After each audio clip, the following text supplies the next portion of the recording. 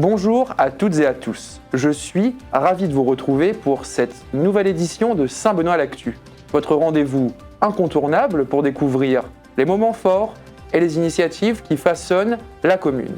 Sans plus attendre, plongeons-nous au cœur des nouvelles qui font vibrer notre ville. On ouvre ce journal avec le grand retour du marché de nuit à Saint-Benoît. L'événement a attiré plus de 6000 visiteurs dans les rues du centre-ville, ainsi qu'une quarantaine d'exposants. Une première édition couronnée de succès pour la commune. Cap vers le marché de nuit avec ce reportage de nos équipes. Des stands de commerçants, des food trucks et des animations en plein centre-ville. Le marché de nuit a fait son grand retour à Saint-Benoît le 8 juin dernier. Interrompu en 2020 en raison de la situation budgétaire de la commune, la municipalité a décidé de relancer cette manifestation plébiscitée par la population et les habitants. Aujourd'hui, on est sur la première édition, donc c'était vraiment un moment important pour la municipalité puisque ça faisait plusieurs années que le marché de nuit s'était arrêté ici à Saint-Benoît et ça répondait à une forte demande des commerçants, des forains de pouvoir redynamiser le centre-ville. Le pari est réussi pour cette première édition. On a du monde, les forains sont présents, les commerçants ont joué le jeu et sont restés ouverts. Donc aujourd'hui, vraiment, nous sommes ravis de la fréquentation, de la réussite de cette première édition. Vêtements, bijoux, accessoires, décorations, objets high-tech, produits du terroir. Près de 50 artisans et commerçants ont fait découvrir aux visiteurs une offre diversifiée et accessible à tous. Food trucks et restaurants du centre-ville proposaient quant à eux une restauration variée. De quoi ravir les papilles des plus gourmands. Près de 6000 visiteurs ont déambulé en centre-ville durant la soirée. C'est bien, c'est qu'est-ce qu'il faut quoi. Et puis pour venir acheter des choses, pour la fête des pères, tout ça, pourquoi pas. Je pense que c'est bien, ça met un peu de dynamisme dans la ville, c'est pas tout le temps que ça arrive, surtout à Saint-Benoît. Du coup, je pense que c'est une bonne initiative de faire un marché de nuit de temps en temps. Je pense que ça fonctionne bien pour moi ce soir, donc on est là depuis midi à peu près, le temps d'installer. Je pense que ma clientèle en tout cas est au rendez-vous. On espère une deuxième édition assez rapidement parce que je pense que les clients vont en redemander. Tout au long de la soirée, une ambiance festive a illuminé le marché de nuit avec une grande parade, un spectacle de danse et un concert gratuit en présence de Nas Black et Frédéric Joron. Côté animation, petits et grands ont pu profiter de diverses activités autour de la Coupe d'Europe de football. Plus qu'une réussite, ce premier marché de nuit a été un véritable succès qui devrait être renouvelé prochainement. Le 14 juillet dernier, comme partout en France, la ville de Saint-Benoît célébrait un événement majeur de la Révolution française, la prise de la Bastille. Dépôt de gerbes, défilés associatifs et militaires et concerts ont rythmé cette belle journée de fête nationale, sur laquelle nous vous proposons de revenir avec ces images. La fête nationale est un événement incontournable attendu par le plus grand nombre. Chaque année, plusieurs milliers de bénédictins assistent aux festivités mises en place par la ville de Saint-Benoît le 14 juillet. Ce jour de commémoration est l'occasion de célébrer ensemble l'unité de tous les Français à travers plusieurs temps forts, à commencer par le traditionnel dépôt de gerbes en présence des autorités civiles et militaires et des anciens combattants.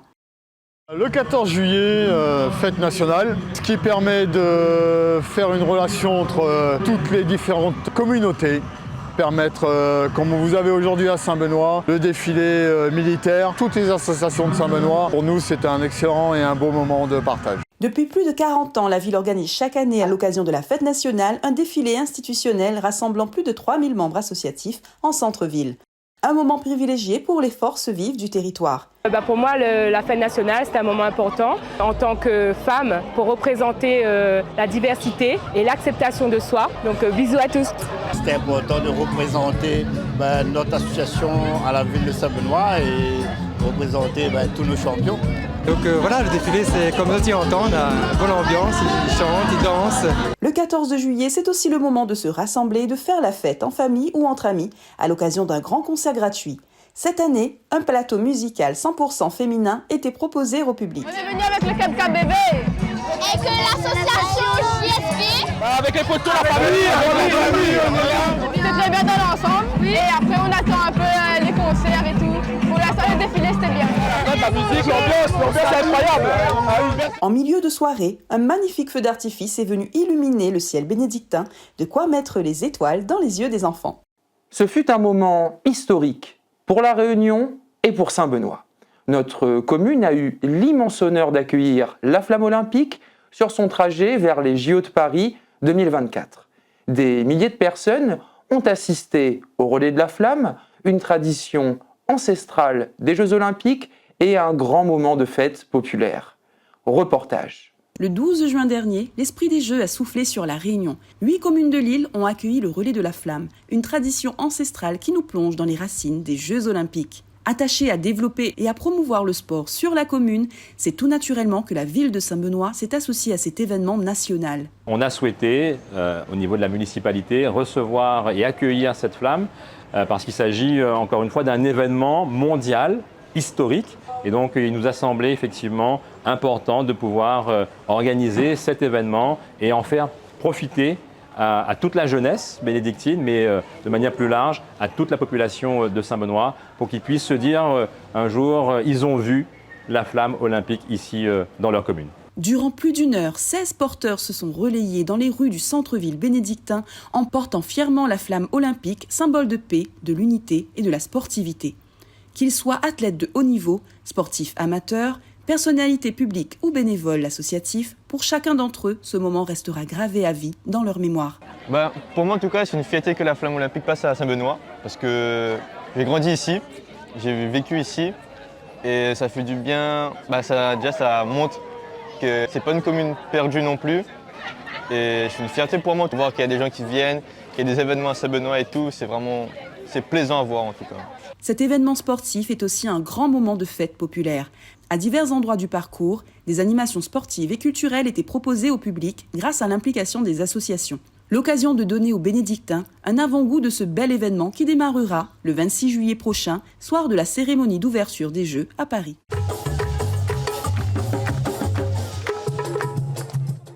À l'initiative de la CNJOI-TV, 10 jeunes des quartiers prioritaires vont avoir la chance d'assister aux Jeux Olympiques durant une semaine. Dans le cadre de sa mission d'insertion par l'audiovisuel et le numérique, la chaîne a souhaité donner l'opportunité à des jeunes de découvrir Paris à l'occasion de cet événement mondial. Une initiative soutenue par Jean-Louis Prianon, président de la Ligue d'athlétisme, et Harry Langenier, président de la section Réunion de la Société des membres de la Légion d'honneur. Ils sont interviewés dans ce reportage par nos jeunes reporters. À Saint-Benoît, l'engagement pour la transformation sociale se concrétise à travers une politique de la ville centrée sur l'inclusion et l'innovation. C'est là que la CNJOI-TV établit l'un de ses ateliers et chantiers d'insertion audiovisuelle et numérique, ouvrant ainsi de nouvelles perspectives aux jeunes bénédictins. La CNJOI mène un projet ambitieux pour les jeunes des quartiers prioritaires, leur offrant un voyage enrichissant à travers la France et une opportunité exceptionnelle de participer aux Jeux Olympiques de 2024. Cette action permettra également aux jeunes de découvrir l'Hexagone en rencontrant d'autres jeunes de France et du monde entier. Un événement à dimension internationale qui soulève également la question de la connaissance de la Réunion par les jeunes étrangers, offrant une opportunité de promouvoir l'île à un public mondial. Ce programme d'inclusion sociale est soutenu par Jean-Louis Prianon, parrain de l'action. Son objectif est de renforcer la perception des jeunes des quartiers prioritaires de la ville à l'égard des Jeux Olympiques et du patrimoine français. Bien évidemment, je suis satisfait et de m'avoir déjà choisi comme parrain, c'est un honneur. Je connais parce que j'ai participé en 88 et les valeurs de l'olympisme partagées avec ce groupe, ce sera vraiment un grand plaisir pour moi et c'est vraiment une excellente idée et un super projet qui nous attend sur Paris.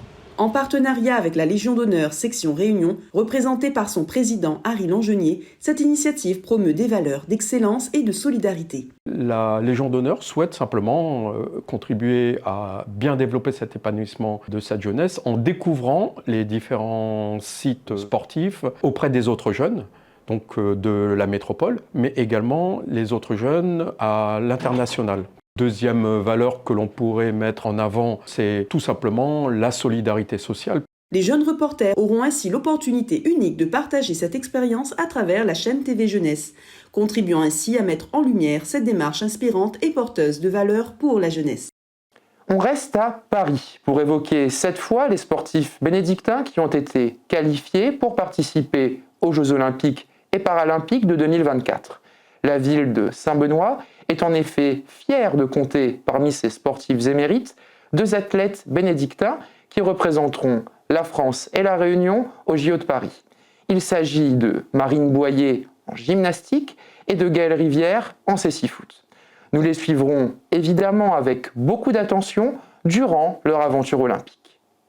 Le 21 juin, vous avez été nombreuses et nombreux à braver le froid et la pluie pour venir encourager les artistes et les groupes locaux aux talents émergents venus se produire sur scène à l'occasion de la fête de la musique. Ambiance sur place avec nos équipes.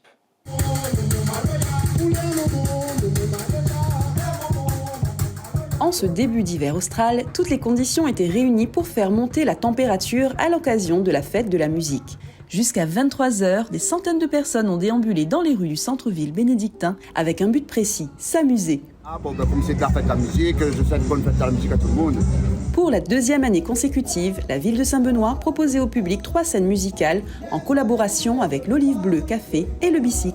Un concept qui a fait ses preuves l'année dernière. À l'étude des formats, je pense que c'est peut-être le fait d'avoir plusieurs scènes, on a 3 scènes, donc en centre-ville, avec des propositions qui sont différentes. Durant toute la soirée, plus de 40 artistes, chanteurs et musiciens amateurs ou professionnels ont animé le centre-ville dans une ambiance festive. Jazz, rap, Sega, Maloya ou encore dancehall, il y en avait pour tous les styles et toutes les générations. Pour nous, c'est un grand honneur de chanter à Saint-Benoît, dans notre ville. C'est un rêve, au fait, de chanter devant un public. C'est le rêve de presque tous les artistes. Donc, nous avons un petit peu de retard. La presse à nous, mais nous y arrivons à temps. On a fait un beau spectacle. C'était génial. Pour moi, c'est une fête qui représente beaucoup parce que la musique, ça a toujours été dans ma vie depuis toute petite. Donc à chaque fois, et j'aime bien voir ce que les autres font aussi. Donc un peu partout sur l'île et ce soir c'est ici. Pour moi, c'est la fête de la musique, c'est l'ambiance, c'est convivial. Voilà encore un bel événement qui s'est déroulé sans fausse note à Saint-Benoît. On vous donne rendez-vous l'année prochaine pour une fête de la musique encore plus forte. On ouvre notre page éducation avec l'épreuve du permis cycliste pour les 500 élèves de CM2 inscrits dans le programme national Savoir rouler à vélo. Après plusieurs séances de sensibilisation, les élèves sont passés à la pratique sur la route. À cette occasion, nous avons pu recueillir leurs impressions. Savoir pédaler, s'arrêter à un stop ou encore reconnaître les panneaux de signalisation, pour faire du vélo, il faut avoir les bons réflexes. Avec leur casque sur la tête, ces élèves de CM2 passent leur permis cycliste. J'ai roulé à droite comme quand on me l'a demandé, j'ai roulé à gauche comme on me l'a demandé, je suis arrêtée au stop et voilà. Je pense que mon permis, je vais l'avoir parce que j'ai respecté tout ce qu'on m'a demandé de faire. Le programme Savoir rouler à vélo est déployé depuis 2001 au sein des écoles de la commune. Dès leur entrée en CM1, les élèves sont sensibilisés aux repères du bon usage de la route. Cette mise en situation est la dernière étape pour valider le permis vélo. On passe aujourd'hui le bloc 3 du savoir rouler à vélo. Le but du jeu, c'est que les enfants aillent au collège à vélo, qu'ils essayent de maîtriser le passage sur route, essayer de changer de plateau, etc. quand c'est la côte. Pour la ville de Saint-Benoît qui mise beaucoup sur les mobilités douces dans ses futurs projets d'aménagement, il est important de favoriser la sécurité et les bons comportements. On est très heureux que les écoles de Saint-Benoît ont participé à cette action savoir rouler en vélo. C'est important pour nous d'initier nos jeunes à la pratique des modes de déplacement doux. Vous voyez aujourd'hui, nos routes sont saturées. Donc, on sensibilise nos jeunes est une action importante pour la ville et on compte continuer cette action durant les années futures. Aujourd'hui, on le voit et on le sent, c'est qu'il y a un nouvel engouement et le fait de promouvoir les nouveaux modes de déplacement auprès des plus jeunes, c'est de créer des ambassadeurs pour ces modes de déplacement. J'ai bon espoir que demain, ils pourront de manière pérenne utiliser ces modes de déplacement et délaisser pour les trajets qui sont les plus courts la voiture qui aujourd'hui prend une place trop grande sur nos routes. Près de 500 élèves ont obtenu leur permis vélo cette année, la dernière étape de ce parcours éducatif avant le permis de conduire. Des nouvelles de l'école maternelle André Ouareau à présent. L'établissement scolaire est fermé depuis plusieurs semaines à la suite d'une désinsectisation ayant provoqué des symptômes chez certains élèves. Les travaux de décontamination des salles de classe ont démarré avec l'objectif d'une réouverture à la rentrée scolaire prochaine. On fait le point dans ce reportage. Début février, la municipalité de Saint-Benoît a été confrontée à un événement sans précédent. L'école maternelle André Ouareau a dû fermer ses portes pour une durée indéterminée en raison de symptômes survenus chez certains élèves. En cause, un produit utilisé par erreur à l'intérieur des classes lors d'une désinsectisation. Dès la fermeture de l'établissement scolaire, des mesures exceptionnelles ont été mises en œuvre par la ville pour assurer au mieux la continuité de l'enseignement. Grâce à l'espace numérique de travail pour laquelle la mairie souscrit un abonnement, nous avons pu mettre en place une continuité pédagogique en partenariat avec les enseignants et le rectorat bien sûr. Et donc les enfants pouvaient s'inscrire en ligne et avoir accès à toutes les activités de la classe et une messagerie pour être en lien direct avec leurs enseignants. Par ailleurs, dans le CAS, nous avions mis à disposition un photocopieur et puis aussi des permanences pour que les enseignants puissent accueillir les familles qui n'avaient pas accès à l'outil numérique et leur fournir des dossiers papier et aussi récupérer le travail des élèves. Enfin, pour les familles qui travaillent et qui n'avaient pas de moyens de garde pour leurs enfants, la ville a souhaité mettre en place pour la première fois un service minimum d'accueil qui a permis d'accueillir une vingtaine d'enfants sur l'école Odile-Elie et également sur l'école de la Poussinière. Au mois de mars, l'école élémentaire a pu rouvrir ses portes aux élèves et accueillir en plus 180 marmailles de l'école maternelle réparties au sein de 3 classes spécialement aménagées pour eux. Une autre partie des élèves a été transférée à l'école La Poussinière avec la mise en place d'un système de navettes permettant ainsi à tous les enfants de retrouver une scolarité normale. Du côté de l'école maternelle, malgré plusieurs opérations de nettoyage des classes, des traces de l'insecticide étaient encore présentes lors des dernières analyses de l'air. Début juillet, les travaux de décontamination des salles ont démarré à l'école maternelle avec l'objectif d'une réouverture à la rentrée scolaire prochaine. La première phase est démarrée donc, par l'évacuation du mobilier, de l'ensemble du mobilier des 9 salles de classe. Par la suite, l'entreprise a démarré la dépose du faux plafond bois, des luminaires. Par la suite, l'entreprise procède au nettoyage complet des murs, des portes, de toutes les ouvertures. Un nouveau prélèvement de l'air a été réalisé début juillet pour s'assurer de la bonne qualité de l'air avant la réintégration des élèves à la rentrée. En fonction du résultat, on enchaînera sur la tranche 2 des travaux, c'est-à-dire repose d'un faux plafond en dalle Roquefort. On va refaire les peintures sur l'ensemble des murs. On va aussi repeindre les portes et réinstaller tout ce qui est installation électrique, c'est-à-dire luminaires, pour les éclairages, des tableaux de la salle et aussi l'installation de brasseurs d'air. La municipalité informera les parents et l'ensemble de la communauté éducative des résultats qui devraient tomber pendant les vacances de juillet. Merci à tous de nous avoir suivis pour ce journal riche d'événements et de partage. Je vous donne rendez-vous dès le mois prochain pour une nouvelle édition de Saint-Benoît l'Actu consacrée à l'actualité et aux événements de la ville. En attendant, portez-vous bien et à très vite. À la rentrée, la SPLOP y débarque à l'école de Nice-Salaï. C'est une expérimentation inédite à Saint-Benoît, conçue pour offrir aux enfants des moments magiques. Accueil périscolaire, avant et après l'école, pause méridienne et centre de vacances avec au programme un panel d'activités éducatives adaptées aux enfants. Éveil créatif et musical, initiation sportive et motricité, activités bien-être et bien d'autres animations innovantes pour des journées pleines de peps et de rigolade. Les inscriptions seront ouvertes à partir du 1er août sur l'espace citoyen de la SPL Oser pour l'éducation. Alors, nous attendons à la rentrée.